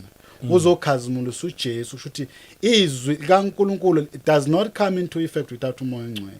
Yes. Alambulwa ngaphandle kamoya engcwele. Futhi Amen. akwenzeki lutho ukuthi singazi umsebenzi kalizwi. Ukuthi uyini nokuthi ubani ulizwe umoya engcwele njani engekho engambulanga. Yebo. Akekho owazi indodana kuphela ubani ngobaba. Yebo baba uyomoya engcwele. Yes. So uthi uzokungikhazimulisa ngokuba uyakuthatha kokwami anibikele kona. Umoya engcwele uthatha okukalizwi Yes. asibikele kona. Wenza lokho kunjani okusho ubani ulizwi. uNkulunkulu wathi makube njani nokukhanya umoya engcwele wena wenjani owenzayo. Alright. Amen. Yes. So nasebandleni osebenza umsebenzi wensindiso noma kushumayela thina. Nakhona lapho siyeshumayela ngoba sithunywe uye futhi uNkulunkulu. Yes. Kodwa wenza umsebenzi umoya ongcwele. Akusika abantu. Yebo. Amen. Ingakho yebo. Ngifuna nje uku-eda kancane ngithi yingakho kufanele ukuthi uma ngabe wena oshumayelayo uncike kumoya ongcwele. Amen. Khona ezokupha amazwi ozowakhuluma. Kunjalo. Ngoba uyena okhulumayo. Yeah. But uzosebenzisa umuntu. Usebenzisa umuntu. Yes. Kodwa uye okufanele akhulume. Lento ibuyaphi? Ibuya lapha kuMatthew 4. Ufunda uMatthew 4:4. Matthew 4:4 lithi izwi likaNkulunkulu. Kepha waphendula wathi kulotshiwe ukuthi akusinkwa sodwa umuntu ayakuphila ngaso kodwa ngamazwi onke aphuma emlonyeni kaNkulunkulu. Amen. Amen. Kukhona izinto ezikhulunywa yithi. Abanye abantu baze bathi hey amazwi alomuntu ayaphilisa. Amen. Yes. Angakuphilisa amazwi omuntu mhlawumbe ngothi akhuluma amazwi okuhlakanipha uphile ube namabhizinisi aphumelele kodwa awamphilisi amazwi umuntu kuNkulunkulu. There is why abantu befa noma benamazwi amnandi avela kubantu uma bengakholwa izwi likaNkulunkulu. Ngoba izwi eliphilisa umuntu kuNkulunkulu yizwi elivela emlonyeni kaNkulunkulu. So thina njengengceku nabafundisi nabo bonke sifana nemlomo wa mouthpiece of God. Uma ke kuzokwenzeka singakhuluma into eshiwo uNkulunkulu lawo mazwi lawo abaphilisa abantu. Yes. Amen. Lawo mazwi abaphilisa abantu ngoba amazwi avela emlonyeni kaNkulunkulu ekufanele njani aphilisa umuntu. Amen. Amen. Eholwa lawo mazwi ngoba uma esevela emlonyeni kaNkulunkulu asuke sevela kubani kumoya engcwele. Yebo. Futhi esiholela kuphi esiholela kulo lonke iqinisa silapha encwadini ngoba siveza umsebenzi kamoya engcwele. Encwadini yama 1 Corinthians. Incwadi ka 1 Corinthians chapter 2 ikhuluma izinto eziningi ukuthi ngeke ngisamqeda nje baba uShabana. Kodwa yincwadi eveza kahle. Yebo. Ngoba yonke lencwadi ikhuluma ngento eyodwa. Banhla siqale ku1 izozwakala kahle. Okay. Ithi isihloko sithi intshumayelo kaPaul eKorinte. U1 uthi nambazalwane ekufikeni kwami ngini angifikanga ngobungcweti bokukhuluma nangokuhlakanipha ngimemezele kini ubufakazi bukaNkulunkulu. Umpostoli Paul kunezinto ayichithayo la ukuthi azimsindisa umuntu. Yebo. Ubungcweti bokukhuluma namazwi okuhlakanipha. uma thina sishumayeza abantu Yes. akufanele, it's not by might nor by power. Yebo. Kufanele silethe ubufakazi bukaNkulunkulu. Injalo. Ubufakazi bukaNkulunkulu sibuletha by the inspiration kaMoya oNgcwele. Amen. Uzoyichaza into umpostoli Paul. Asizwe uthi ngokuba nganquma ukuthi angekwazi okunye phakathi kwenu kuphela uJesu Kristu lo ebethelwe yini esiphambanweni. Simemezela lokho umsebenzi kaMoya oNgcwele ukuphakamisa ukhazimulisa uJesu. Thina simemezela uJesu Kristu ebethelwe esiphambanweni ozomkhazimulisa njengoba ebethelwe esiphambanweni umele ine newenzayo uMoya oNgcwele. Yes. Asinakumemezela ivangeli lizwakale kulukuhlakanipha ukuze likhunga abantu. Silimemezela lihlaza linjalo ngoba uMoya oNgcwele ozokwenza umsebenzi uthi njengoba uJesu Kristu abethelwe esiphambanweni wabethelwa ngenxa yezono zenu. Amen. Uphakamisa uJesu. Sikhumbule ukuthi kwangaqala ukubethelwa ngoJesu esiphambanweni base bebaningi abantu bebethelwa. Nangalesikhathi ebethelwa uJesu Kristu akabethelwanga yedwa. Kodwa uMoya oNgcwele mezophakamisa akaphakamisi lizelelisi eseceleni. Umi lapha endodeni ephakathi nendawo ngoJesu Kristu. Singakethi uMoya oNgcwele uzokhazimulisa mina. Eveza ukuthi njengoba ngangilengile esiphambanweni ngangilengeleni. Ubani ekuthiwa uMoya oNgcwele wakuphakamisa ngoba naku ulenge esiphambanweni nganeselelini zelezi ziyaphakamisa. Zalenga. Ingakho nensindisa yimi ngokuthi thina senza lento uJesu Kristu ayenza. Yes. Ngizoyichaza lento ngisho ukuthini. Insindiso awutholi insindiso ngokuthi kuthiwa nawe hamba obethelwe esiphambanweni. Cha. Yazwa into ngisho. Kodwa sithola insindiso ngokukholwa nokuvuma lokho kwenziwa ngoJesu Kristu. Yebo. Kwenziwa kuJesu Kristu esiphambanweni. Ivela lapha insindiso. Yebo phela. Ngeke ngezomunye umbuzo ubuza omunye umzalwane ethi mangabe ukuthi singamadodana kaNkulunkulu singabazalwane singamaKristu. Pho yini sikhonzele emathempelini ngoba uJesu Kristu akakhonzelanga ethempelini. Shuthi ngathi sibe nezindlu zokuhlanganyela. Okay. Yebo lonto le. Yep. Yeah, asisindiswa thina ngokuthi senza lezi zinto uJesu Kristu ezenzeka kuyena, thwala lewagibela imkhumbi noma wenza. Sisindiswa ngokukholwa. Yes. Lokho kwenziwa uJesu Kristu nokwenziwa kuyena. Kuyenzeka uNkulunkulu akudirect ukuthi kuphindwe lezi ezinye zezinto njengenhlupheko zika Jesu sinazo. Kodwa akusho ukuthi lokho kufanele njengamanje sibonakala nathi sithwele iphambano sicinga umnqamlezo ngoba singena umnqamlezo eSouth Africa nje. Uthi sizohamba sigibela amalo kunjani ama aeroplane siye lokhunjini seGolgotha siyobethelwa njengoJesu cha sikholwa lokho kwenziwa kuyo uJesu yebo bese siyasindiswa na insindiso yebo right so uMoya oNgcweleke wenza lo msebenzi kodwa siqhubeke nayo yes lencwadi uphakamisa uJesu esesiphambaneni uphakamisa uJesu enza wonke le yamsebenzi bese sikhola lokho bese siyasindiswa uthi mina ngangikini ngokuthakathaka nangokwesaba nangokuthuthumela okukhulu uthi nokukhuluma kwami nokushumayela kwami akubanga ngamazwi okuhlakanipha ahungayo kepha kwaba ngesibonakaliso sikamoya nesamandla awuyabuya futhi uMoya oNgcwele uthi ngalesikhathi ngishumayela yebo kwaba umsebenzi kaMoya oNgcwele hey so uMoya oNgcwele aqala ukusebenza ngoba nakho sekuthiwa umuntu usindisiwe sisashumayela uthi umpostoli Paul angishumayelanga ngokuhlakanipha ngamazwi okuhlakanipha ahungayo kepha kwaba isibonakaliso sikamoya nesamandla yebo uthi ku5 ukuze ukukholwa kwenu kungemi ngokuhlakanipha kwabantu kodwa kume ngani ngamandla kaNkuluNkulu hey yayizwa emayindaba so sisashunyayezwa lapha uma umuntu eshunyayezwa ngokuhlakanipha kwabantu nala sintsindisweni yakhe ihamba ngokuhlakanipha kwabantu there is why sekunama group abantu athi siba ibandla sizoba ibandla likaJesu ngoba naku sithi siyibandla likaJesu bashunyayezwana ukuhlakanipha kwabantu bashunyayezwa ukuthi ibandla likaJesu laba bathi bayibandla likaJesu ukuhlakanipha komuntu lo yebo singaqoqana nje lana sithi asithini siyibandla likaJesu ubudodana bukaNkuluNkulu abuveli ngokusho ukuthi uyindodana kaNkuluNkulu kuvela ngomsebenzi kaMoya oNgcwele susa insila kumuntu amen nathi sise ngalesikhathi sasezweni sasiyiziwula yebo kwafika uMoya oNgcwele wasebenza sakhisha ubuwula bezinkaniko nokuzondeka nokuzondana yes nawo konke ukutamasa lokho kwenza umsebenzi wanika imali wesigezo sokuphinda ukuzalwa ngawo umoya kuphinda ukuzalwa kabusha ngawo uMoya oNgcwele uMoya oNgcwele yila kuvezwa khona ini ubudodana bukaNkuluNkulu ingayethi umpostoli Paul ukushumayela kwami ivangeli nokushumayelanga ngamazwi okuhlakanipha umoya oyingcwele kuqala kushunyayelwa umoya oyingcwele esetshenzwa umuntu Hey, yebo. efakwe ebudodaneni kaNkuluNkulu Yes. ukhishwa lapha ezweni umoya oyingcwele noma usuhamba Yebo. endleleni oyihambayo kufanele umoya oyingcwele enjani enza umsebenzi bonke abaholwa umoya oyingcwele abangamadodana amadodakazi kaNkuluNkulu Yeah. la uholwa umoya oyingcwele Yeah. wenza lokhu sesezweni azazokwenza noma usuhamba enkambweni yokukholwa hamba ekukhanyeni awuhambeli ngokuhlakanipha kwakho Amen. kodwa uhamba ngani Ngomoya Aseqe- kaMandla kaMonga. ngamandla aseqa mhlawumbe selapha ku-10 ngoba manje yinde kakhulu sengisabela nesikhathi amen khona Amen. lapha ku-chapter 2 kodwa uvesi 10. mhlawumbe siqale ku-9 Okay. ithi kepha kunjengokuba kulotshiwe ukuthi lokho iso elingakubonanga nendlebe engakuzwanga okungavelanga enhlizweni yamuntu uNkulunkulu akulungisela abamthandayo ithi ngokuba kuthina uNkulunkulu kwambulile ngomoya ngokuba umoya uhlolisisa konke yebo nokujulileyo kaNkulunkulu izinto okuthina zambulwa ngobani Ngomoya.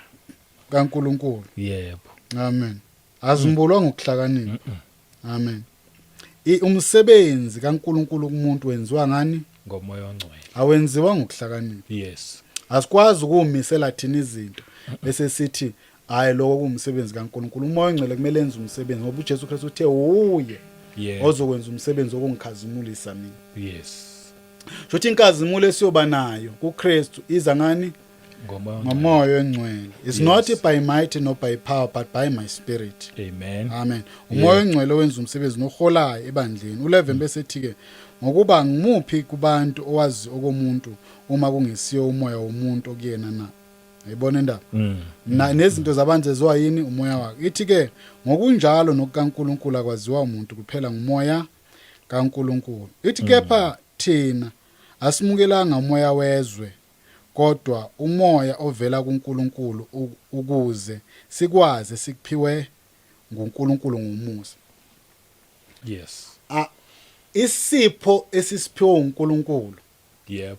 sisaziswa umoya ingakethu uJesu Kristu umoya uzokhazimulisa mina ayokukhuluma ngokwakhe akekho umuntu ongazi ukuthi uphiweni uNkulunkulu engazange umoya ongcwele wafika now ibuyele ekutheni uma ushunyayezwa awuveli uzwe nje ukuthi lento yazi yashunyayelwa lento yamnani umoya ofika enze umsebenzi bese ezokuveza ukuthi yazi lento emenyezelwa ukuthi yini Ehhe. ekhazimulisa isipho esivela kuNkulunkulu esisinikwa abantu Yebo. uthi kanti sinikwa into enkulu kangaka yebo lonto leyo Amen. ngoba lento elokhunjani esiphiwe uNkulunkulu ikhazimuliswa uyu umoya kumuntu Amen. yezwa into engisho Nguzwa kahle. u13 ke bese thi esikhuluma ngakho futhi kungengamazwi okulokho afundiswa ngokuhlakanipha kwabantu kodwa afundiswa ngumoya sichaza komoya ngomoya yezwa indaba Yes. even isifundisa simemezela Yebo. akusingamazwi okuhlakanishwa afundiswa yini ukuhlakanipha kwabantu kodwa afundiswa ngumoya Yes. umsebenzi kamoya ongcwele Yebo. ukhona lapha ekuqaleni ezweni umuntu engakasindiswa umoya ongcwele ukhona Yeah. u14 athi umuntu owemvelo kakakwamukeli okukamoya kaNkuluNkulu ngokuba kungubuwula kuye angeke uqonde ngokuba kubonisiswa ngokomoya nawe asime kancane Yes. uma umuntu owemvelo umoya ongcwele engasebenzi kuyena ukuze kukhazimuliswe inkazimulo yevangeli noma kukhazimuliswe uJesu Kristu uzokumukela kanjani okukamoya Angeke vele. yakuphikisa ithi angeke akhona ukuthi abone Yebo.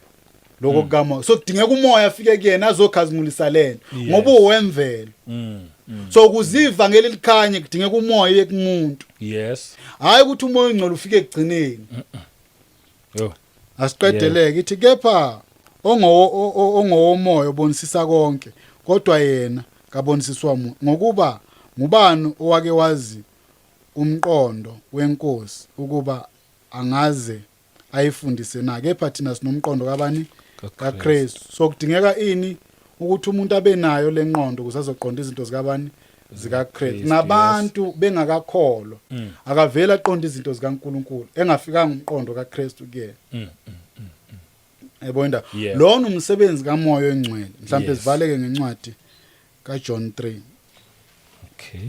uJohn 3 uverse 16 Okay. ngizohla nayo nje Yebo. umuntu akabi indodana kaNkuluNkulu ngokuthi uthi yena mina ngiyindodana kaNkulunkulu. Uba ngindodana kaNkulunkulu ngomsebenzi kaMoya Engcwele empilweni yakhe. Yes. Umsebenzi kaMoya Engcwele. Yebo. Amen. Amen. uJohn 16 uthi ngokuba uNkulunkulu walithanda izwe kangaka nayo indaba le bengisho. uNkulunkulu wathanda ini Izwe. waze wanikela ngendodana yakhe ezele yodwa ukuba Yes. yilo nalozo kholwa yiyo angabhubhi kodwa abe nokuphila phakathi kulo izwe. Yebo. Umzalwane umuntu okhishwe ezweni Yebo. ngokukholwa azoba indodana kaNkulunkulu ngoba Yes. uJesu wanikelwe ezweni. Yebo. Asizwe ukuthi kwenzakalani 17 uthi ngokuba uNkulunkulu kayithumelanga indodana. Okay, ngokuba uNkulunkulu akayithumelanga indodana ezweni ukuba yahlulela izwe kodwa ukuba izwe lisindiswe ngayo. Yes. Now indodana ithunyelwe kuphi? Ezweni. The field of Jesus Christ yizwe. So So umoya engcwele nawo usebenza kuphi? ezweni. Angeke phela uJesu Kristu afika asebenze ezweni bese umoya engcwele uzosebenza kubazalwane. Bayasebenzisana. Yeah, la iqale khona uJesu nomoya engcwele uzosebenza khona. Yebo. That's why umoya engcwele uthulela phezulu kwenyama yonke. Yebo. Useseyizwe umoya engcwele ukhona phezulu kwakho. And uyakulandela kuze kube sekufeni. Umoya engcwele ngoba uNkulunkulu umsebenzi awenza ngoJesu umkhulu kabi ukuthi umoya wakho usuzokhona ukulandela umuntu engcolile. Yo. Ufuna ukumsiza ekungcoleni sikezo Yo. sokuphinda ukuzala ngoba senziwe sibe basha ngayo umoya engcwele amthula kakhulu phezulu kwethu uNkulunkulu ngayo uJesu Kristu umsindisi wethu. Yebo. Amen. Amen. So lithi izwi kaNkulunkulu ngokuba uNkulunkulu ayithumela indodana yakhe ezweni ukuthi wahlulela usho ukuthi njengalo uNkulunkulu akufanele ahlulela izwe kodwa wathi cha ngeke ngilihlulele Yes. izwe kodwa instead uthi ngingalihlulela ngizolisindisa ngokuthi ngilethe uJesu. Yebo izwe ngiyalibona lonile ngiyalizibona ngiyabona amahlaza alo ngaphambi kwami kodwa ngifuna ukulihlulela kodwa ngizolisindisa ngokuthi ngithumele indodana yami. Izolisindisa izwe. Kuzosindisa izwe. Yebo. Okay, asizwe ukuthi kwenzakalani. U18 athi okholwa yiyo kahlulelo okholwa indodana ke manje njani isiyandlula manje ekuphileni kwasezweni isingena esigabeni la khona umuntu esezweni akholwe bese yasindiswa bese lithi loyo kozokholwa ke manje sikuyandlula ukwahlulela kuye. Yes. Asizwe ukuthi ukwahlulela kuzoba yini. Okholwa yiyo kahlulelo ongakholwa usahlulelwe. Yayizwa ke manje lokhu engakholwanga egameni lendodana ezelwe yodwa kaNkulunkulu ukwahlulela kuvela ngokuthi umuntu akakholwa uJesu. Amen. Amen. Uma nje ungamkholwa uJesu wena ubeka ukwahlulela phezulu kwakho ngoba uNkulunkulu ngokomthetho kahle kahle bekufanele ngabe wena vele ukubhubhisile kodwa wakuyeka wathi angeke ngikuhlulele ngizokunika uJesu kuze ungahlulelwa. Uma ungamukeli uJesu wena ubeka isahlulelo phezulu kwempilo yakho. Ngoba ukwahlulela ilokhu ukuthi umuntu angakholwa uJesu. Yebo. Amen. Amen. U19 bese ethi ke ukwahlulela kuyilokhu ukuba ukukhanya kufikile ezweni na kuyabuya futhi lokuyakhanya. Yebo. Ukukhanya kwenze njani? Kufikile ezweni. Kepha abantu bathanda ubumnyama kunokukhanya ngokuba imisebenzi yabo imibi. Indaba la ingumsebenzi. Now owenza lo msebenzi wokususwa ebumnyameni uNkulunkulu ngomoya wakho engcwele. Yes. Amen. Amen. So sikholwa uJesu bese uNkulunkulu enjani? Asikhiphe ebumnyameni. Uma sizothi sesithi thina simmukelile uJesu kodwa singafuni ukuyeka umsebenzi obumnyama. Lithi izwi laNkulunkulu kwahlulelwa futhi naloko basiphika ukwanjani? Siphika ukukhanya. Sinikiwe ukukhanya kodwa siyakwala. Yes. Yazwa into ngisho. Amen. Now kunalento lengizama kulungisa la ukuthi kunabantu abayitshela ukuthi ngokuthi nje athi mina ngibandla likaJesu ngaleyo ndlela enjalo sengiyibandla ayimanga kanjani ndaba kaNkulunkulu iza ngomsebenzi kaMoya Engcwele ekhipha abantu ebubini. Yebo. Ngoba ubudodana vela ngokuthi kusetshenzwe umuntu ekhishwa kuphi ebubini ifakwa kuphi ekukhanyeni. Amen. Right. Hayi ngokuthi sizisho thina ukuthi mina ngiyibandla likaJesu. Amen. Njalo. Yes. Bese okay siphinde 19 ukwahlulela elokhu ukuba ukukhanya kufikile kuphi ezweni. Ukukhanya kufike kuphi? Ezweni. kufika ngakubazalwane kufike kuphi Ezweni. ingakethi uJesu Kristu mina ngisibani sezwe uhamba emva kwami ake ukuhamba kuphi ebumnyameni uthi ngisibani salo izwe Yes. bese thi nina nikukhanya kwalo ini izwe yeah asibi ukukhanya komunye nakuba sisizana kuloko kodwa thina sikhanyiselizwe izwe Yeah. inamandla naleyo show right yeah yeah i responsibility nje umzalwane ukuthi azokhanyiselizwe Yes. izwe lazi ukuthi uNkulunkulu yini akufunayo thina sesikhanyiselekile isinokukhanya thina ke sesiyezweni siyezweni futhi ngamanye amazwi izwe libona lento uNkulunkulu ayenza ngathi yebo amen kodwa nako lokho kuthe ukujula sokuchaza ngelinye ilanga ukuthi ukhanya ubukhanya kunegama ithi ukuphila kwakukuye ukuphila kokukhanya kwabantu oh so yes kulokhunjani ukuphila kunegama ukukhanya kuNkulunkulu ukukhanya so makhuluma ngokuphila eh kuNkulunkulu ukhuluma ngokukhanya oh this why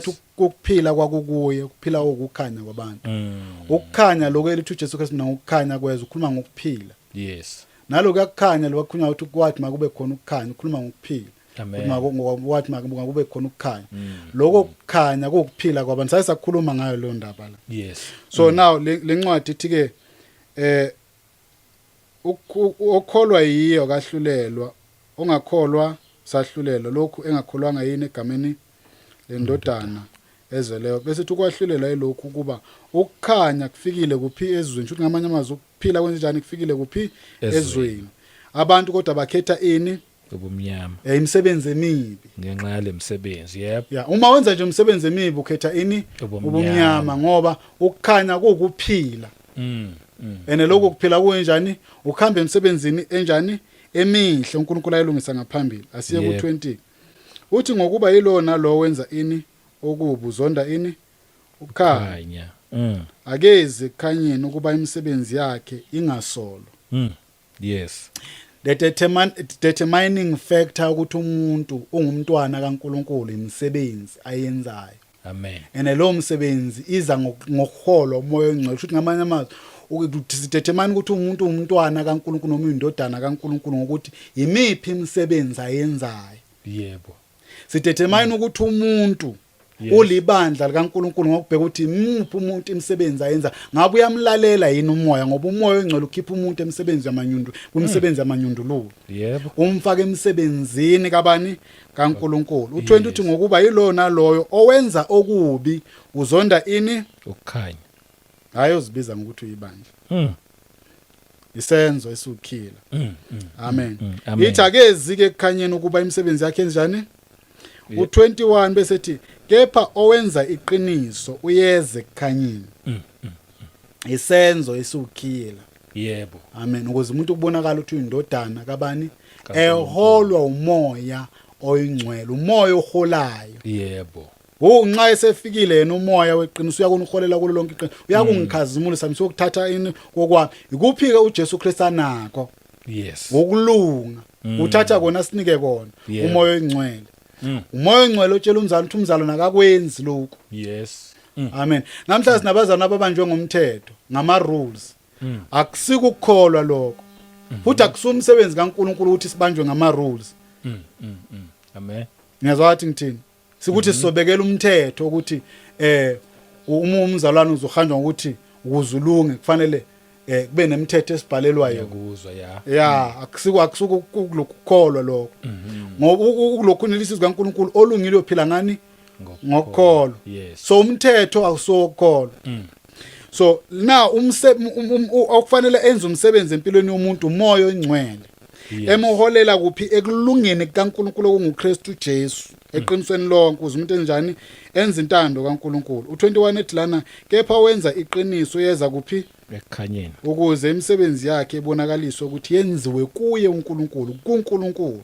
amen yes amen asiye lapha ke encwadini leka lokhunjani yelokhunjani kaJohn 15 buvela kanjani ukudodana kuNkulunkulu umoya ongcwele enza umsebenzi kumuntu umoya ongcwele enza umsebenzi kumuntu kodwa ke kunezinto ekumele vele ukuthi umuntu uyasetshenzwa umoya ongcwele ezizosenza ukuthi sibone ukuthi lona uyindodana kaNkuluNkulu ulibandla. Asizwe ke ulokhunjani uverse 1 ka15 ngizama isalefoni. Amen.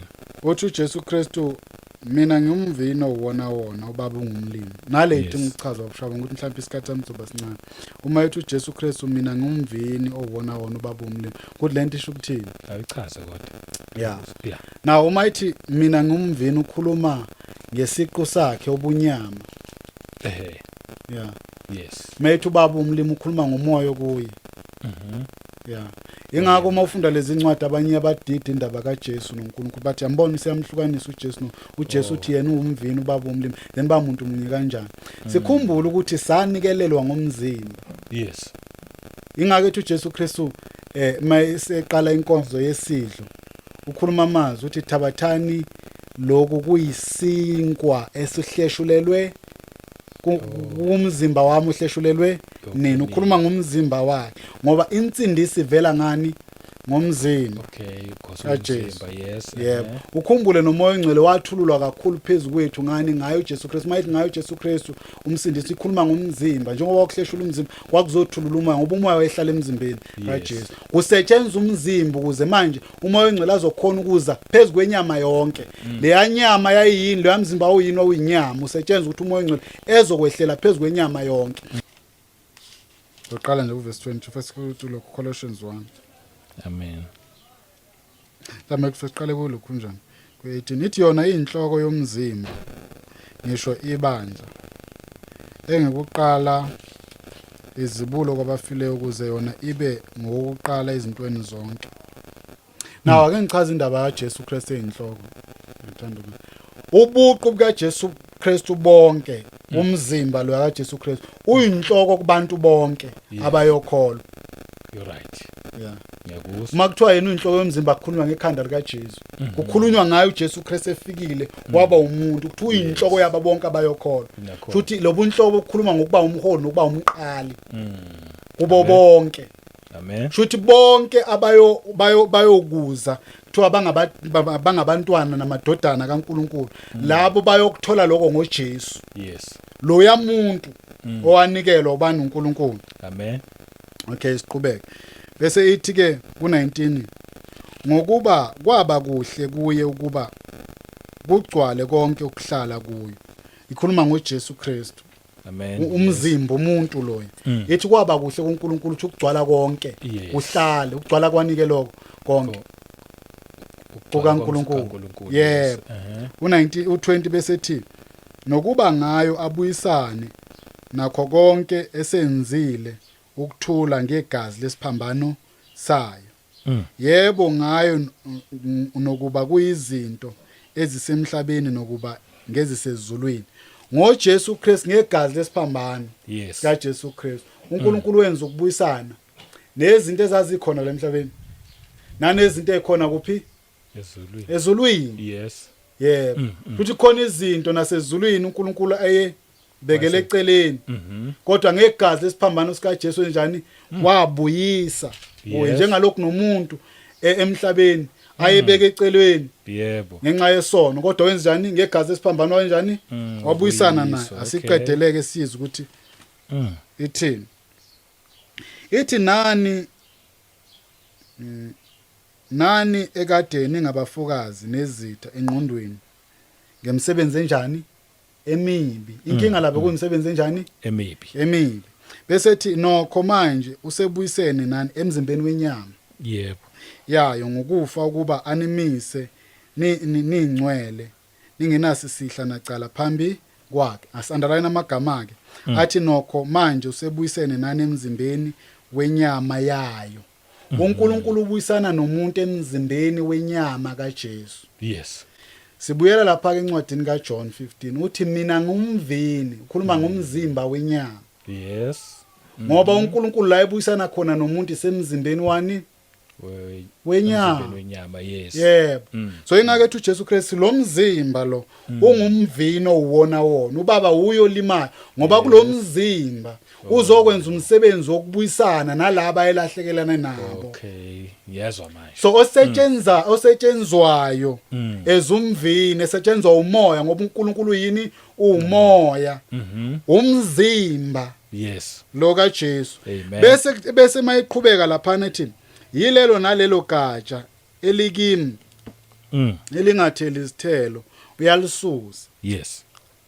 So thina njengomzimba wenyama siyaqhunywa lapha emzimbeni njengoba ngithe uyinhloko lo yamzimba. Yebo. Right. Futhi thina siyafakwa. Siyafakwa. Inyama yonke eyomukela uJesu iyafakwa Iyafakwa, kulo yes. yamzimba ezigatsha. Yes. Asisisi isiqu thina isiqu nomhloko. Bumi thina simi ngaye. Uma engekho wena thina silutho. Yes. There is why lithu inhloko ukuthi isiqalo sako konke thina siyafakwa. Yebo. Asikwazi ukuvela thina sesizothi thina nathi sesingashunyayelwa. Ngiyazwathi ngithini? Singashunyayela. Kunabantu abathi ushabango. Ibandla yileli imfihlakalo bekhuluma ngabantu.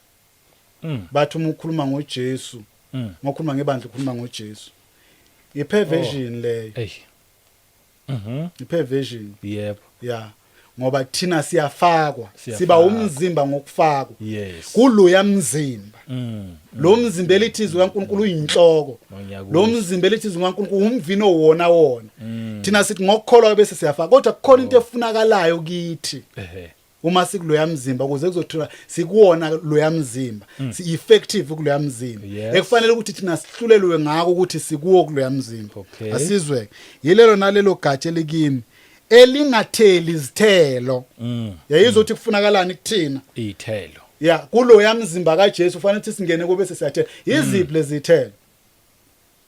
Ithelo kamoya. Thelo zikamoya kepha lithambani ngomoya. Yes. Khona nikufeza ini inkanuko zenyama ngoba lezi zinto zombili imelene. So sifakwa kulo yamzimba usesizothela ithelo. Yebo. Manje masingatheli ithelo noma singakuwo lo yamzimba khona into ezokwenzeka.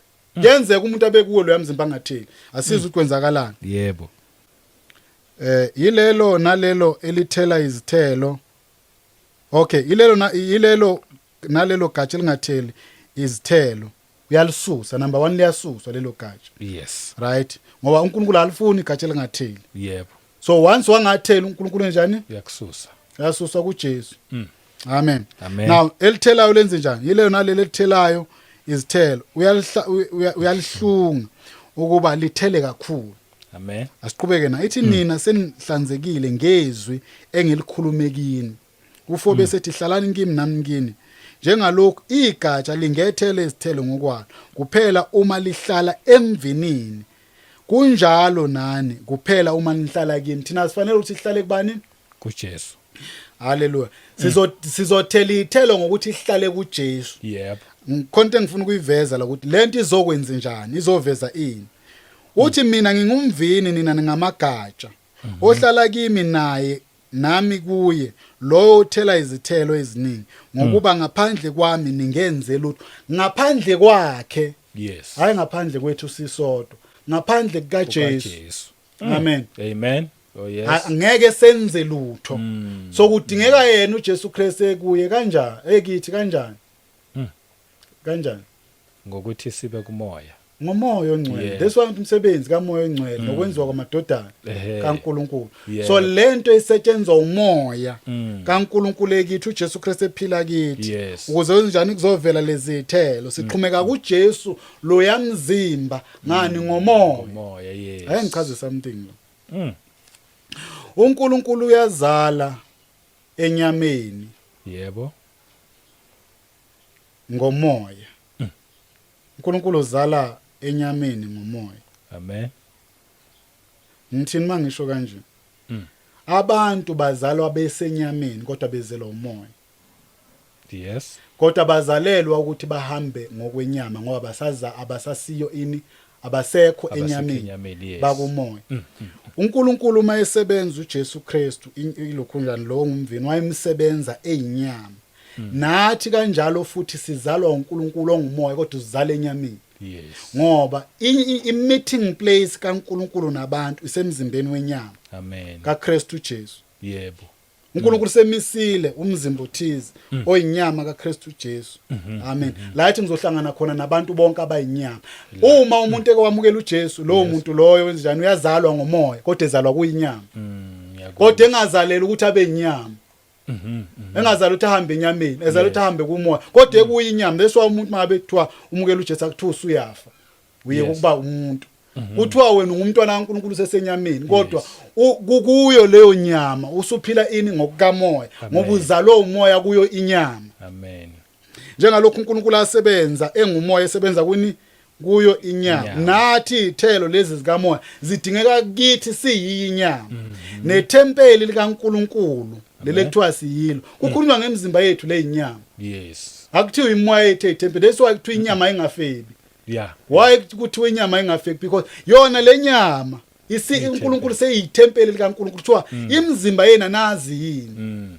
akuthiwa imoya yini imizimba yes kusebenza umoya kuyo inyama amen lento iqala uJesu uNkulunkulu esebenza ini enza umsebenzi emzimbeni wenyama amen ukuze uNkulunkulu ezokhona ukuthi enyameni yonke azokwenza umsebenzi wani wensindiso yes. Bese kuthi yonke inyama ngenyama kaKristu Jesu isetshenzwe ngumoya asiqhubekela sivale ngalelo khunjana amen kuze kuzovela enyameni imisebenzi kamoya ulokhunjana u5 uthi mina ngimvini nina ngamagatsha ohlala kimi naye nami kuye lo uthele izithelo eziningi ukuba ngaphandle kwami ngenze lutho uma umuntu engahlali kimi ulahlwa ngaphandle njengegatsha abune bawabuthe bawaphonse emlilweni asho uthi ke u7 uma nihlala kini namazwi ami ehlala kini niyakucela enikuthandani kwenzeke ubaba uyakhazimuliswa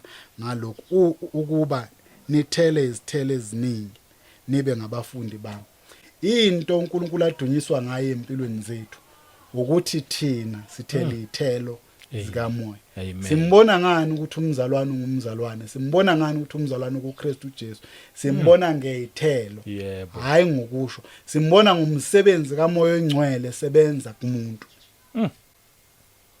ngiyayizwa impela hayi ngokusho ukuthi athi fanele sibheke izithelo ithi zikaNkulunkulu ihlahla nesihlahla sobonakala ngani ngeyithelo yebo isihlahla sibonakala ngokuthi siyasho ukuthi asike isihlahla esingaclaim sithi mina ngihlahla sama-apula solinda ama-apula sobona ngeyithelo manje to determine ukuthi umuntu umntwana kaNkulunkulu kufanele sibheke ukuthi umoya engcwele uyawenza yini umsebenzi kuyazalwa yini izithelo zikamoya kulowo muntu hayi ngokuthi iqoqana abantu abazothi ke labo bantu hayi thina singabantwana bakaNkulunkulu akusiko ngokusho sibo bonke abasho ukuthi inkosi inkosi yebo kodwa yilabo benza intando yini intando ukuthi sithele ithelo bonakale ke manje ukulunga bathini uthando ubekezela ubumnene konke lokho yebo uma kwenzeka lo msebenzi kuvela ini ufakazi ukuthi singabantwana bakaNkulunkulu umsebenzi kamoya moya engcwele wenza umsebenzi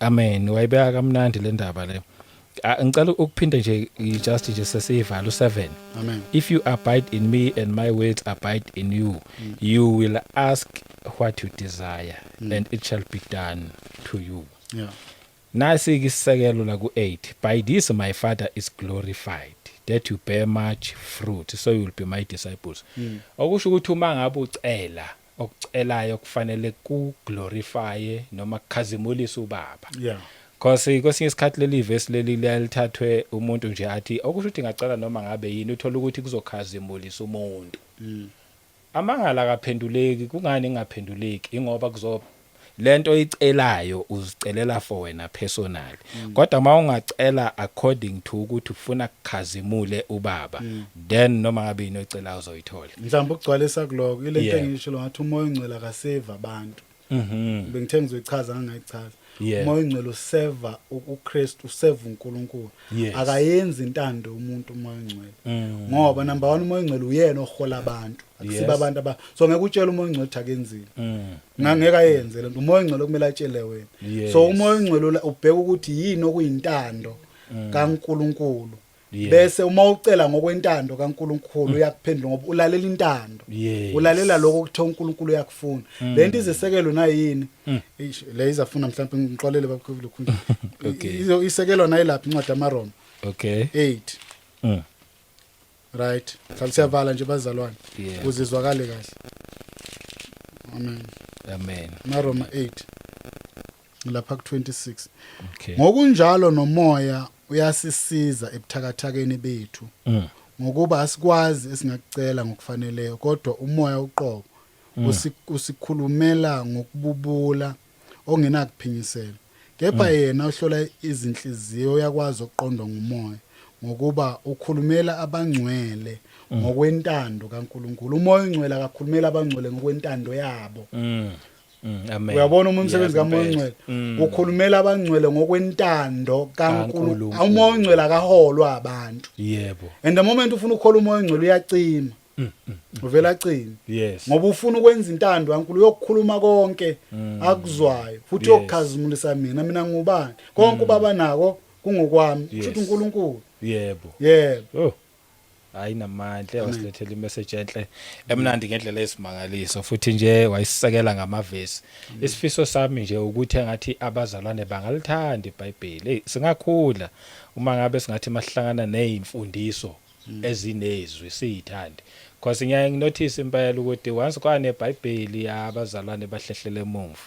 Kodwa ke nakho lokho kuyasikhomba ukuthi singobani. Ngeke ngisaya kude kakhulu. Khona indaba oyikhulumile la hey ibe deep le ndaba ukuthi umoya ongcwele kahle kahle ukhona even kumuntu engakasindiswa elokho emphika ngivele ngisho kanjalo umuntu emphika uNkulunkulu lokho kungenza ngithole ijudgment ukuthi yazi ijudgment kumuntu oyophika uNkulunkulu azangene ethuneni ayikho ncane mhlawumbe singayithatha light hayi inkulu kakhulu ngoba uyothi uNkulunkulu ngangilo nginawe kulobo bumnyama lobo ngilo nginawe uyakhumbula ungena ejele uma ngabe wakwaboshwa noma ngabe akwazi waboshwa uyakhumbula ungene ezintweni ezinjani ngakuhlenga ngangilo ngikhona ngina kwakuumoya ongcwele kodwa awuzange wangithanda cabanga ipunishment yalapho so ngifuna ukuthini thatha uJesu hey yazi nje simple lento ake kusukela lobo bumnyama ngazi yini le eyenza ukuthi umuntu kube nzima ukuthatha uJesu yekela ukuthi ngisafuna ukushiya izono zami ngeke uyishiye thatha uJesu wathola uJesu izono zoyisukela kodwa mawuthi ufuna ukususa izono kuqala ayike zolokho uyimultiplier nje kuze kube sekugcineni thatha uJesu abe inkosi nomsindisi okuphila kwakho ngeke uzuyisole mina nje ilokho ebengikusho mhlawumbe nawe namazi okugcina yazi kabantu khona abazokubona manje mhlawumbe nje naye besanda kufika la kuma social media kanjalo uzocela nama phone number wakho yes ngiyayithanda indlela oyiveza ngayo ukuthi umoya ongcwele ukhona kubantu bonke but engifuna uku-emphasize ukuthi noma ekhona usuke balandela njengoba ushilo ukuthi ephezukwa kukhona kwesinye isikhathi sishayela izwi umuntu ayiphikise leyo nto leyo noma uma esekhulumile ila likhuluma khona ngokwahlulela ukuthi kwahlulela lokho ukuthi ukukhanya kufikile ezweni ngoba kukhona abantu abawala umlayezo noma umoya ongcwele ekhuluma lithi izwi kaNkulunkulu uma nilizwa izwi lingalenzi likhona inhliziyo zenu khona abazenza zibe likhulu noma esezwe ukuthi uNkulunkulu wakhuluma baningaba abantu kwashayela izwi kubona bayiphika le bathi nange ngiyoba siwula lapha ukuthi ngisindise kodwa njengoba ushilo babushaba nguthatha uJesu ungayibambezeli njengoba babushaba ngeseshilo ke inamba zami zithi 083 7265 711 babukhumala isibongo ngokuhlanganyela abanye abazali banokufisa ukwazi ukuthi sihlanganyela kuphi sisemseni primary school emndeni room number 5 mhlawumbe ukubonga nje babusha banga ama platform lawa ayasebenza kakhulu bazalwane bayafona izolo bengikhuluma nomunye ngiyamangala ukuthi kusenabazalwane abasabuka lobya fakazi lo uNkulunkulu nomuntu uNkulunkulu nabangasekho nelekunjani nedlozi basafona nje kakhulu balokhunjana bakodwa nje kuningi ama platform lawa asebenzisa ukulokhunjana akwenzayo ukuthi abazalwane bafinyelele kulazini iqiniso bayafona abazalwane bebonga abanye sesize sinabo nje impela kakhulu sikhonza nabo amen hayi sayibonga Nkosi konke kube udumo lwenkosi sibonga kakhulu hey yazi engathi ngabhala ngithi pastor Phelelani Khumalo angisathanda ukubhala brother Phelelani Khumalo hayi ngobrother yazi ngazathi umuntu ngavele ngimnikeze into ayiyona vele ngoba angikwazi ukubhala ngithi teacher because angaze ngibone umuntu ophiwe igift yokufundisa kuthiwa u-teacher. ngabe kanti yonke into inesiqalo. Yeah, Kodwa nje angifisa ukufake lo kodwa yonke into inesiqalo ngoba akekho okuvimbela yena abapostoli kuyasho ukuthi impostoli. Oyokufisa lokho kufanele umbize nje uthi thisha sibani bani. Ngoba linjalo umuntu mangabe uthisha uthisha akasupha kahle kahle yaqinisile yakasupa pastor suke uthisha. Okay. Yeah man ngiyangithande ukuthi ngiyazi ukuthi akusikhona ukuthi thina sephakamisa ama positions cha lutho kodwa once igift iyavela awu asiyi recognizeni yithelo kunjalo. yebo sibonge kakhulu babukhumali inkosi ayikubusise iqhubeka ikusebenzise siphinde sibonge nasemakhaya nonke senithanda indlela esimangaliso nje ngomusa wenkosi uJesu Kristu asiphinde futhi sihlangane kwivideo elandelayo amen. Amen.